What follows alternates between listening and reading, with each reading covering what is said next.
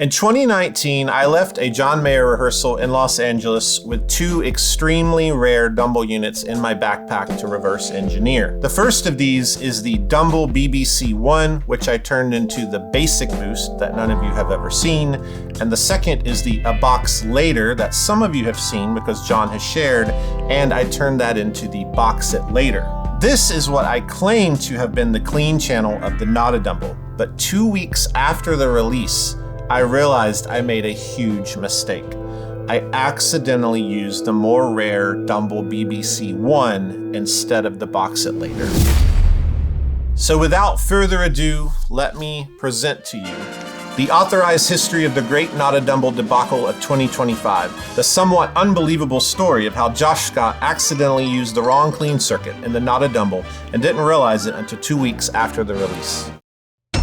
On Sunday, May the 11th, I knew I was going out of town for a family trip the next morning, and I wanted to prep for a short circuit where I was going to teach everyone how to modify the NOTADÜMBLÜ with a few things that were being requested, like a second foot switch in place of the channel switcher, and I also wanted to put a TRS effects loop, just like the A Box Later has, so that if people wanted to experience the effects loop, they could. I shoot an email to my head engineer, Josh M., and I simply say, hey, can you export these schematics and work up a quick little chart for me so I can do the short circuit when I get back? The next day he sent me a reply, and upon reading the end of that reply, I immediately froze, knowing something was horribly wrong. Regarding the effects loop, there isn't any supporting circuit to do a proper return. I don't have any info on what was done on John Mayer's Box It Later, but I'm guessing Cliff, my former head of engineering, added a second post-return circuit. The A Box Later has a very clear send return, physically and when you're looking at the schematic. So I realized in that exact moment, he was looking at a very different circuit, and I began to go, oh no. What have we put in the NOTADÜMBLÜ? I immediately jump on my phone and I start digging through our JHS R&D database. It's a file system with every project we've ever worked on, with schematics, photography, a history of everything we've done. There's no mention, no file anywhere, no folder that says Box It Later. There's nothing that says Dumble, and that makes no sense. I can't figure out why that's happening because we keep really good records. So there's no schematic. I don't even know for sure what schematic he's looking at. I keep digging. I go to my photos. I type in Box It Later thinking, surely there's some photos here. I take pictures at my workbench a lot. It's helped me in the past. There's no schematics in my photos. There's no JPEGs. There's nothing. But I do start seeing photos. I see the original photo that I took of the Box It Later on my workbench before I shipped it to John. Some of you have seen that on the internet. And then I see a photo that I do not remember and I have no definition for. It is a pink background and it's the Box It Later. And next to it is another pedal that looks identical. And it just says Basic Boost. And I cannot remember this pedal. I showed the BBC-1 to Ryan Tone Geek on a Google Meet call last week when I was trying to piece together my mistake. He's actually the person who posted some old gut shots of the A Box Later on our unofficial Facebook group and noticed that it didn't look anything like the circuit he was reversing in our NOTADÜMBLÜ, and he said, yeah, this is weird. I've never seen this. There's no photos of it and it's ultra rare. I feel crazy and I feel like the universe is gaslighting me. So I continue to dig. It's literally one of the worst feelings I've ever had in the history of JHS because I really, at this point, I don't know what's in this pedal. And I'm selling thousands of them, and that bothers me as it should. I keep digging and I think, oh, iPhotos uses the metadata and you can type in a city. I've done this before. So I type in Los Angeles and it shows me every trip I've had to Los Angeles, and I find the rehearsal. I find the 2019 rehearsal and I see 2 photos. First of all, I see me holding the Box It Later over my backpack, and then I see a photo that weirds me out. I'm holding a Dumble BBC-1 and I don't have any memory of this unit. I put 2 and 2 together and go, I actually brought home 2 units and we made John 2 clones, and I'm realizing that this basic boost that we made for John based off the BBC1 has to be what's in there. So I go to the database, I type in BBC1, I see it, I go to my emails, I see BBC1 showing up, and I realize that in a wild turn of events, the only thing that got digitized from reversing these two units and making John replicas was in fact that BBC1. You might be wondering, Josh, how did this happen? How did your head of R&D not know about the actual circuits in John Mayer's pedal? And how did JHS make such a stupid mistake? In 2019, when I brought these home, and in 2020, 2021, when they were reversed and made for John, JHS was in a very different state. As many of you know, at this time, Cliff Smith is my head of R&D here in Kansas City in 2021, but he passed away a few months after we shipped those final units to John Mayer. And Josh M., my current head of engineering, was a contract engineer who worked about 20 hours a week from the East Coast. It's important to also understand he never saw or touched the BBC1 or the Box It Later or the clones replicas that we made John. He just never had any part in it. These are what I refer to as friends and family tasks. It's when a friend hands off something cool, I'm interested in it, so I reverse it to have a schematic, I make a one-off, and we move on. The documentation doesn't necessarily go into the main R&D documentation because I wasn't planning on ever making this product. To further complicate it, we hit the pandemic, things get crazy. I eventually do finish these. I think I held on to these units for almost a year here in this room, and then we shipped John's units off. Cliff made a layout that we obviously use for John's unit because it exists and he uses it, but all that documentation was paper. And when we reverse something with a schematic, a lot of times that's me with a notebook, and then I take that notebook and they would put it into a Eagle program and make a digital schematic, and then you end up with these R&D containers. These R&D boxes, they're anti-static, and that's what we keep our breadboards in. And so when you open this up, you have the original breadboard. This is what Cliff did when this was reversed. He built out the breadboard off the schematic that he and I had made, then tested it, and you have paper schematics in there. Well, there's one of these for the BBC1 and for the Box It Later, but these were not put with our normal stuff. And to make matters worse, after reversing it, after going through the pandemic, after just running a business and literally forgetting this existed, Cliff passes away a couple months after we shipped the units to John. This truly gets lost in every way. And because all the attention is always on John's Box It Later, that's all I remembered as well. None of the Box It Later project was ever digitized properly and put in any type of R&D system. But for some reason, the BBC1 that I have later found, you open it up, there's the breadboard, and there is a proper Eagle documented schematic that made it into our file system. I don't know why this is. I will never know why Cliff never digitized this one. My guess is we're super busy. This is a side project. I'm probably asking Cliff to do 1,900 other things, and it didn't matter. We shipped them off to John. He had the stuff in a box. I think it's as simple as that. So now that that's out of the way, there's still some of you who are probably asking, Josh, really? Do you not test your pedals in R&D? Do you not check things? Do you just put stuff out and hope that it's the thing you wanted? Fair question. Let me break it down. The first pitfall here is that these two units do essentially the exact same thing. The circuits are different. There is a sound difference, but I would say that to most people, you're not really gonna notice. And to be honest, who's actually played anything by Dumble to compare? And that's one of the other points. I didn't have these controls. I had shipped them back to John because they're extremely valuable. The next thing that's really puzzling and realized in hindsight is that when we replicated these, and when you see the photo that I saw that freaked me out, the Box It Later next to the basic boost, you're gonna notice something. They share the exact same knob labels, input and output. You see, Howard used things like depth and gain, and on the box later, he used drive and recover. Those labels bother me. They annoy me. I don't like them. And in a text conversation with John, I said, hey, this is what's actually going on. These are very similar. They basically have an input gain and an output gain.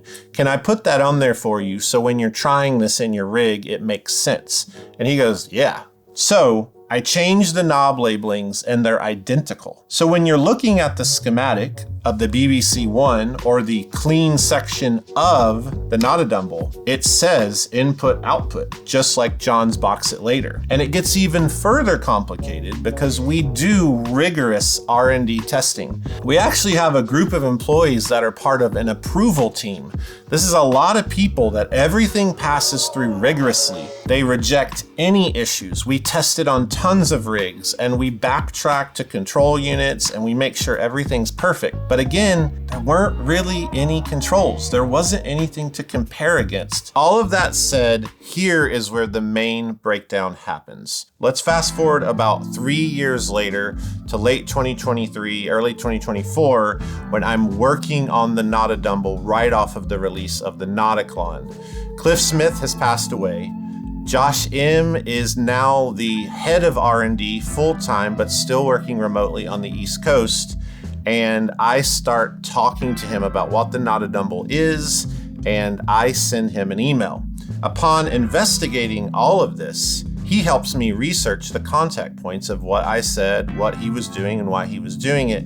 And he shows me an email that I sent him. The subject line says Dumble, and the only thing in that email for me is the schematic to the BBC1. I don't remember this, and I don't know where I got that schematic. It's not in our R&D database. That schematic had to come from a file on my older computer. It had to come from Cliff's hard drives that we had pulled and used to find things on, but I can't find that hard drive right now, and I can't find that folder on any of my computer systems, and I just don't have an answer. But I sent the email to him with the wrong schematic, thinking that the BBC1 was the box later, because I had completely forgotten about this whole side of it.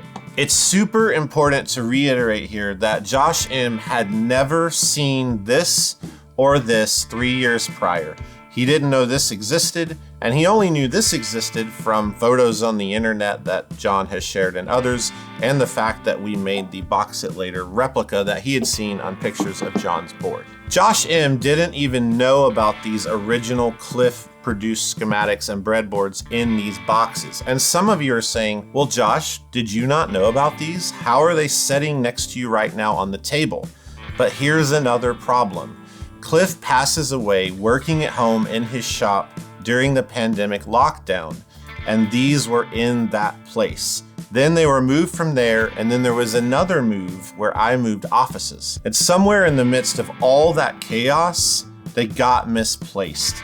We started searching last week when I realized what I had done, and we relocated them. The real mistake was me just not realizing it was the wrong schematic, and there's a tragedy in this that some of Cliff's very last work was misplaced and not documented well. The pedals arrive for approval, in this case, as individual units. So the clean and overdrive don't come like this because this hasn't been designed yet. The first step in making this product was making sure each circuit worked really well on its own and that we didn't have any issues. So they're literally like 3 series pedals that aren't labeled because that's a great format to use. The drive section was easy because it's based off of a classic 1990s dirt pedal that does a Dumble thing, so I had control units for that. This is where it gets crazy. This is the original proto that crossed my desk. You'll notice output and then impedance because that's technically what that's doing. We ended up going with the original Mayer labels of in and out. At the time, this is what I saw, and here's what's crazy. It says BBC1 right on it. It's maddening. Rev 1.0, NOTADÜMBLÜ, BBC1. But I need you to understand, I did not remember this. I don't know what I thought BBC1 was. I don't know if I thought that was a peculiar Dumble model name for the box it later. Maybe, but I approved this unit, and it even says it there. Does that bother me? Yes. Did I make a mistake? Apparently. Could I have noticed this problem immediately if I had remembered? Absolutely. But let me show you something. I have hooked both units up on a switchback so I can go back and forth. I've never done this. And this is made possible because John Mayer and his team are amazing. I got these units back a few hours ago to just double check this whole situation and all the chaos and make sure. Let's do this together. I have them set at noon.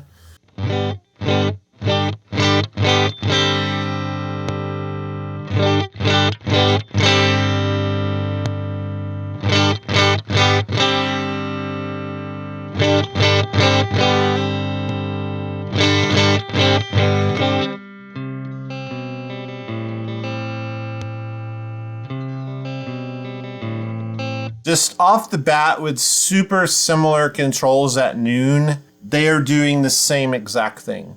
So let's crank up the gain and the drive. The recover is the gain on this one.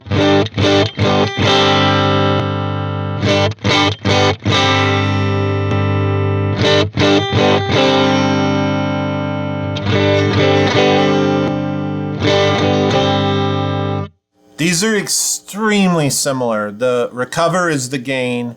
The drive would be the input. So that's your inputs, that's your outputs. I think there's also a lesson here in engineering, which is just like me, I tune things a certain way. Howard Dumble's tuning the same frequencies no matter the method. He obviously has some love of this crystal clean kind of enhanced high-end thing going on here. I don't know a ton about Dumble. I don't know a ton about the amp circuits, but these are obviously built by the same engineer and they're so similar that it's kind of crazy. This is a FET circuit and this is an op-amp circuit. As you can tell, using my ears with no control, having really no memory of this at all, remembering this and knowing how John uses it and to box it later, this sounded amazing because it sounded exactly like this. As I walk down this black hole or memory trail or whatever we want to call this, things start to make a little more sense. I've looked over the calendar, I've looked at our release schedule, and I think about my mental place at this time. I know I never reversed it and played it, and I know that Cliff did it. It's the easiest of the circuits to reverse engineer, and so he got it done really quick. The schematic dates align with that. This was done way before this. And then I just remember being in the pandemic. I remember trying to run this business that was growing like crazy and had doubled on me. We were trying to survive the government shutdowns. We were doing everything we could do, and this really was the least of my concerns. The moment we shipped these off or even got through reversing them, there was so much going on. Our release schedule is bonkers. We did the Legends of Fuzz. We did so many other things, just a lot going on. I'm giving myself some mercy as hard as I am on myself because it's quite the mistake, but I hope that I'm showing you honesty and some humanity here and just saying that it makes sense even though I hate what happened. So what's next for the NOTADÜMBLÜ? As I've said in the previous videos about this, we had parts to build 15,000 units before the tariffs happened, meaning I only have parts for 15,000 units. We have 7,500 units remaining. Your guys' response to this has been awesome, and we're really thankful for that. But when the remaining units of version 1 are gone, they're gone. And yes, version 1 implies a discontinuation of this, and it also implies a version 2. Don't ask what version 2 is or when it's coming because I don't know either of those yet. I've begun working on the V2, but I'm not sure exactly where I'll take it. And if you do ask us, we're gonna send you this canned response. As I mentioned, there's only 7,500 units left, and here's how we're gonna sell them. On Friday, May the 23rd, we're gonna release all of those up for sale. 2,500 are built, ready to ship, and the remaining units will be a pre-order, and they will ship about 1,000 a week until completely fulfilled, and that's it for this version 1. One last thing here is that you understand my sincerest apologies. I do not take lightly your choice to buy our products. I do not take lightly the fact that you trust our company and you trust the things that I say. And honesty and transparency is absolutely more important than how many of these pedals sell or don't sell. I'm very proud of it. We want them to sell, but that's not the most important thing in this moment. It's that you understand this was an honest mistake. It's important to me to lay it all out there, be human in front of you, and let you see that running a business and making creative choices and working with teams can be messy. We shouldn't always fear mistakes because sometimes cool things happen. For a lot of you, you're excited that your NOTADÜMBLÜ has the more rare, never seen before BBC One circuit. For some of you, you don't care. It was a fun kit to put together and you and your kiddo did it and it's awesome. And then there's some of you who really, really wanted the box it later that John Mayer uses and you're disappointed. And I'm sorry for that. And I'm sorry for how this all went down. It was unintentional, but it happened. And there are consequences. If you purchased a NOTADÜMBLÜ on May the 5th or May the 12th, and if you want to return the pedal to us, we will refund you the original purchase price. Just email support@jhspedals.com. We will accept return requests through June the 1st. Thanks so much for watching this and giving me your time to explain this crazy story and situation. It means a lot to me. I guess the silver lining here is if you're gonna accidentally put the wrong boost in your dumbbell pedal, it's a good thing that it's the weirder, more rare dumbbell boost. And it's like the old saying, life is not about the dumbbells you forgot you cloned.